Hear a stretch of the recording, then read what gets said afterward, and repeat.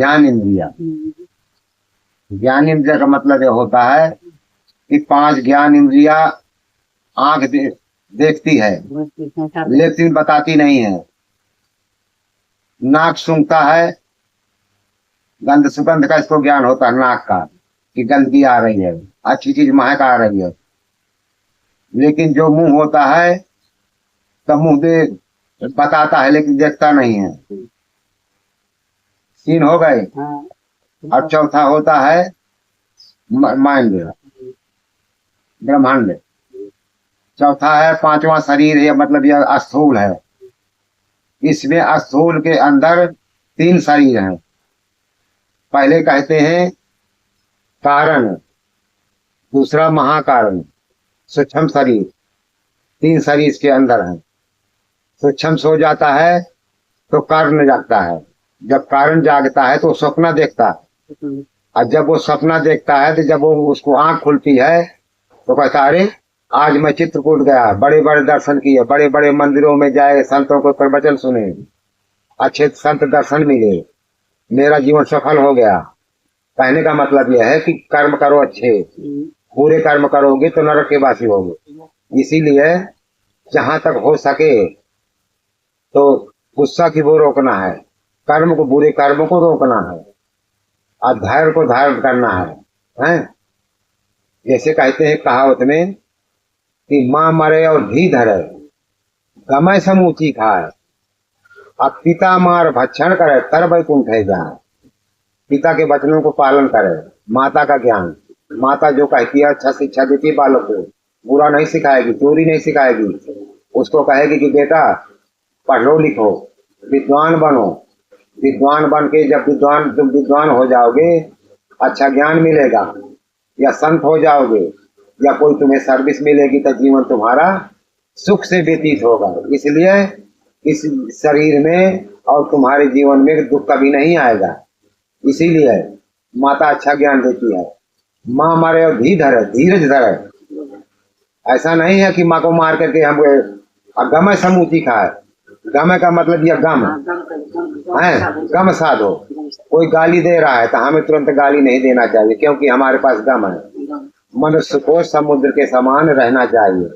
मनुष्य समुद्र के समान, जैसे समुद्र गहरा होता है, कितना भी पानी आ जाए, कितना भी पानी आ जाए, लेकिन वह कभी बाढ़ता नहीं है समुद्र। इसी तरह समुद्र के समान यह मनुष्य माना गया है। लेकिन जैसे औरत जो होती है वो परिया के समान, जैसे दिलोजिया में पानी भर जाए तो उमड़ा जाएगी है।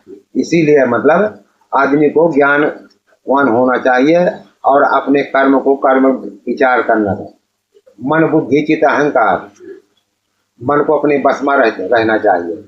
मन कहता है कि मुझे लड्डू खाना है, मन तो चला गया, लेकिन मन बहुत दूर तक जाता है, उसको पता नहीं कि भला भी जाएगा बुरा भी जाएगा। लेकिन हमारे संतों ने कहा है कबीरदास ने कि मन जाता तो जान दे, दृढ़ कर राख शरीर, आँची धरी कमान है क्यों कर लागे तीर। तो मन गया तो जाने दो। मान लो हमारा मन बुरी जगह में गया, लेकिन मन गया तो जाने दो, और दृढ़ कर राख शरीर। हम उठ करके अगर नहीं जाएंगे तो वो कर्म नहीं होगा, चाहे भला का सोचो या बुरा सोचो, अच्छे कर्म को। लेकिन जब हमें दान करना है तो हम दाहिने हाथ से दान करेंगे, दाहिने हाथ से जो कुछ लेन देन करेंगे दाएं हाथ से करेंगे, ये धर्म का काम है। अधर्म करता बायां हाथ, क्योंकि बाया अंग जो है तो यहाँ पर पार्वती का अंग है और दाया शिव जी का अंग है। इसी में दो भाग हैं। तो कहने का मतलब कि माँ मारे और घी धरे, गमे समूह की खाए, और पिता मार भक्षण करे, तर वैकुंठ। पिता के वचनों को पालन करना चाहिए, उसको हमें विचार करना होगा। विचार है, विचार और विवेक। इसलिए कि हमारा पिता हमें धर्म बता रहा है या धर्म बता रहा है या चोरी सिखा रहा है या कोई अच्छी चीज बता रहा है, कि ताकि हम भी अपने बच्चों को आगे चल के भविष्य में अच्छा ज्ञान सिखा दें, अच्छी चीज लाइन बता दें। समाज में जाते हैं तो सबको दंड प्रणाम करना चाहिए, छोटा हो या बड़ा हो, हमारे लिए सब मानव है। आदमी के 5 ज्ञान होते हैं, 5 ज्ञान कर्म इंद्रिया, ज्ञान इंद्रिया, ये सब शरीर में है। और जो इसको विचार कर लेता है तो उसे बुरा कर्म नहीं होता है, क्योंकि उसको ज्ञान हो जाता है। वो फिर परमात्मा की शरण में जाता है, परमात्मा से प्रार्थना करता है कि हे महाराज, मुझे अच्छे बुरे कर्म से दूर भगा दो। दूर का मतलब कि हम अगर बुरे कर्म से दूर रहेंगे तो हमें नरक नहीं भोगना पड़ेगा, क्योंकि नरक जो है ये बहुत दुखदायी है। क्योंकि जीवन मरण, जब इंसान पैदा होता है तब दुख होता है, और जब मरता है तो फिर भी दुख होता है, लेकिन जीवन मरण में कोई सुख नहीं है, दोनों में दुख होता है। इसीलिए परमात्मा के जो भजन करता है, भगवान को पूजा करता है, वो अच्छी जगह को शरण को पहुंचता है और उसको अच्छी मरण भी मिलती है। दूसरा जन्म भी होगा, फिर भी मनुष्य का अवतार होगा अच्छे कर्मों से, बुरे कर्मों से नहीं। बुरे कर्म करेगा तो 84 लाख योनियां हैं, योनियों में भटक जाएगा।